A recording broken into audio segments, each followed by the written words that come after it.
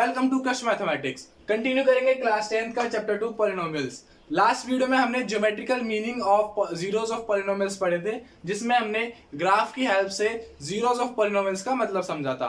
उससे पहले वाली वीडियो में हमने चैप्टर को इंट्रोड्यूस किया था इसके इंपॉर्टेंट टॉपिक्स के साथ। दोनों ही वीडियोस का लिंक डिस्क्रिप्शन में है, आप जाके देखिए। दोनों ही वीडियो इस चैप्टर को आगे पढ़ने के लिए इंपॉर्टेंट है। आज हम कंटिन्यू करेंगे finding zeros of quadratic polynomials. Class 9 की एक वीडियो में मैंने लीनियर पॉलिनोमियल्स का जीरो फाइंड करना सिखाया था, उस वीडियो का लिंक भी डिस्क्रिप्शन में है। तो आज हम क्वाड्रेटिक पॉलिनोमियल्स के जीरो फाइंड करना सीखेंगे।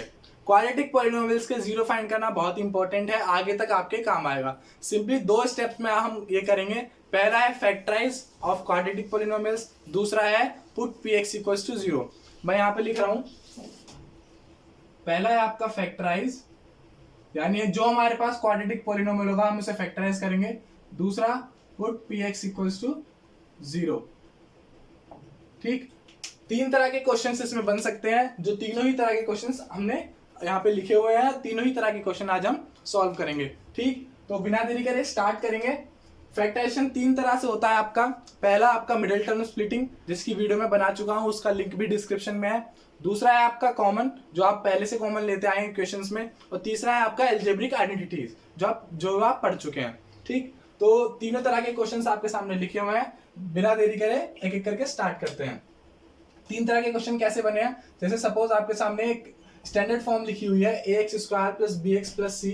तो एक में आपके पास a b c तीनों है, इसमें आपके पास c मिसिंग है, इसमें आपके पास b मिसिंग है। ठीक, तो जिनमें a b c तीनों हो उसे हम फैक्टराइज करेंगे मिडिल टर्म स्प्लिटिंग से। तो स्टार्ट करते हैं। मिडिल टर्म स्प्लिटिंग की वीडियो का लिंक मैं डिस्क्रिप्शन में डाल चुका हूं, आप चाहें तो देख सकते हैं। उसमें मिडिल टर्म स्प्लिटिंग में हम करते क्या है, हम हमारा जो b होता है इक्वेशन का, उसे a इंटू सी के फैक्टर्स की हेल्प से तोड़ते हैं, ताकि अगर हम इसे प्लस माइनस करें तो 5 आए और मल्टीप्लाई करें तो इन दोनों के प्रोडक्ट के बराबर आए। तो पहले मैं AC फाइंड कर लेता हूँ। AC होगा मेरा 36, 6 इंटू 6 36, और 36 के फैक्टर्स 1 2 3 4 6 एंड 9 12 18 एंड 36। ठीक है, तो ये फैक्टर्स मिडिल टर्म स्प्लिटिंग के। और अब हमें क्या चाहिए, 36 बनेगा कैसे, 36 इंटू 1, 2 इंटू 18, 3 इंटू 12, 9 इंटू 4 और 6 इंटू 6। ठीक, तो इन सब में से कौन सा पेयर ऐसा है जिसमें माइनस करने के बाद या प्लस करने के बाद, जिनको आपस में सॉल्व करने के बाद हमारे पास 5x आ जाए। तो मुझे दिख रहा है 9 और 4, अगर मैं 9 में से 4 माइनस करूंगा तो 5 आएगा मेरे पास।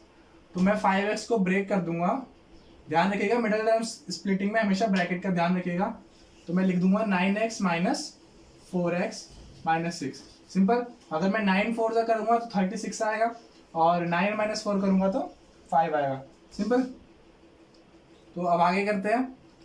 6x², ब्रैकेट इसलिए क्योंकि कई केसेस में माइनस होता है, तो माइनस की वजह से साइन चेंज हो जाते हैं, तो उसमें दिक्कत होती है, इसीलिए हमेशा ब्रैकेट लगाए पहले। अब क्योंकि प्लस है तो साइन चेंज नहीं होंगे। Plus minus minus 4x - 6। ठीक है, नेक्स्ट स्टेप आप कॉमन लेंगे। इन दोनों में कॉमन क्या है, 3x। तो जब 3x मैंने कॉमन लिया, यहाँ पे बचा 2x + 3। यहाँ से मैं ले रहा हूँ, दोनों में माइनस कॉमन है, माइनस, और दोनों में 2 कॉमन है, तो 2x + 3। जब आप सही नंबर कॉमन ले लेंगे तो ये दोनों फैक्टर्स आपके सेम होंगे। तो यानी इसको, ये मेरा क्या बन गया, px। मेरा px क्या बन गया, 3x - 2 इंटू 2x + 3। ठीक है, नेक्स्ट स्टेप क्या है, put px equals to 0। Put px equals to 0। जब इसे 0 के इक्वल पुट करेंगे हम, तो या तो ये 0 होगा या फिर ये, तभी तो अगर इनमें से कोई एक 0 होगा तभी तो पूरा 0 होगा मल्टीप्लिकेशन के साथ। तो एक बार हम 3x - 2 को 0 रखेंगे, और एक बार हम 2x + 3 को इक्वल्स टू 0 रखेंगे। ठीक है, तो अब x की वैल्यू फाइंड करेंगे। तो ये 2 उधर जाके जाएगा +2, और 3 उधर जाके जाएगा डिवाइड। तो x की वैल्यू क्या आई, 2/3। दूसरी यहाँ पर x इक्वल्स टू इधर जाके जाएगा -3, और ये 2 हो जाएगा डिवाइड में, तो -3/2। ठीक है, तो यहाँ पे आ गए मेरे 2 जीरोस, क्योंकि क्वाड्रेटिक पॉलिनोमियल है, इसकी डिग्री 2 है, इसीलिए यहाँ पर दो जीरोस आए हैं मेरे, ठीक है। तो हमने क्या किया, हमने इसे मिडिल टर्म स्प्लिटिंग की हेल्प से फैक्टराइज किया। सिंपली पहले हमने फैक्टराइज किया, फिर put P X equal to 0 किया और हमारे दो जीरो हमारे सामने आ गए, ठीक है। इस वाले क्वेश्चन को नोट कीजिए। अब चलते हैं दूसरे वाले पे। यहाँ पर हम p के साथ लिखेंगे u, क्योंकि हमारा वेरिएबल क्या है यहाँ पर u, क्योंकि p हमारा डिनोट करता है पॉलिनोमियल, और जो ब्रैकेट में हमारा वेरिएबल लिखा जाएगा वो होगा हमारा जो हमारी इक्वेशन का वेरिएबल होगा। तो pu है हमारा 4u स्क्वायर प्लस 8u। अब फैक्टराइज करेंगे कैसे, मुझे साफ साफ कॉमन दिख रहा है 4u दोनों में, है ना। तो 4u यहाँ से गया तो यहाँ बचा u और यहाँ पे बचा 2, ठीक है। अब फिर क्या करेंगे, पुट, तो हमारा pu आ गया ये। अब करेंगे put pu equals to 0, simple. तो जब 0 पुट करेंगे तो 4u into U plus 2 equals to 0। एक बार ये 0 होगा, एक बार ये 0 होगा, तो 4u इक्वल्स टू 0 होगा, u होगा 0.4, 0.4 मतलब 0, तो u की एक वैल्यू आ गई हमारे पास 0। उसी तरह u प्लस 2 इक्वल्स टू 0, तो u की वैल्यू आ गई इधर जाके -2, ठीक है। हमारी क्वाड्रेटिक पॉलिनोमियल के दो जीरोस आ गए हमारे पास, ठीक। तो ये था कॉमन वाला, ये था प्राइम मिडिल टर्म स्प्लिटिंग की हेल्प से। अब चलते हैं जिसमें अलजेब्रिक आइडेंटिटी का यूज होगा। तो यहाँ पे दिख रहा है आपको एक का स्क्वायर बनना है, तो दूसरे का हम खुद ही बना देंगे। तो मैं इसे लिख सकता हूँ pt को t स्क्वायर माइनस रूट 15 का स्क्वायर। 15 को मैं रूट 15 का स्क्वायर लिख सकता हूँ, है ना। जैसे रूट 3 का स्क्वायर होता है 3, उसी तरह 3 का जो रूट होगा वो क्या होगा, रूट 3, ठीक है। तो उसी तरह मैंने 15 को क्या लिखा, रूट 15 का स्क्वायर। अब ध्यान से देखिए ये ए स्क्वायर माइनस बी स्क्वायर वाली आइडेंटिटी बनी है मेरे पास, जो क्या होती है सॉल्व होके A plus B into A minus B. तो इसे कर देते हैं आगे, तो ये जाएगा T plus root 15 into T minus root 15, ठीक है। तो अब इसे आगे करेंगे, फिर वही हमारा pt आ गया। अब क्या करेंगे, पुट pt इक्वल्स टू 0, तो एक बार t plus root 15 equals to 0 होगा और एक बार t minus root 15 equals to 0 होगा, ठीक है।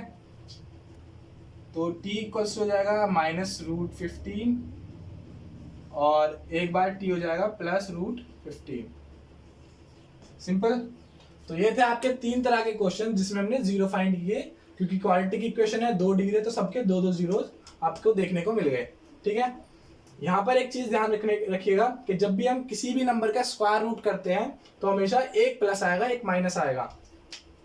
इसको अगर मैं दूसरी तरह से करूँ तो टी स्क्वायर इक्वल्स टू 15 होगा और मैं रूट करूंगा तो टी इक्वल्स हो जाएगा प्लस माइनस रूट 15, क्योंकि सपोज +3 का स्क्वायर क्या होता है 9 और -3 का स्क्वायर वो भी 9 होता है। तो इसीलिए जब भी हम रूट करते हैं तो हमेशा प्लस माइनस दोनों साइन यूज होते हैं, ठीक है।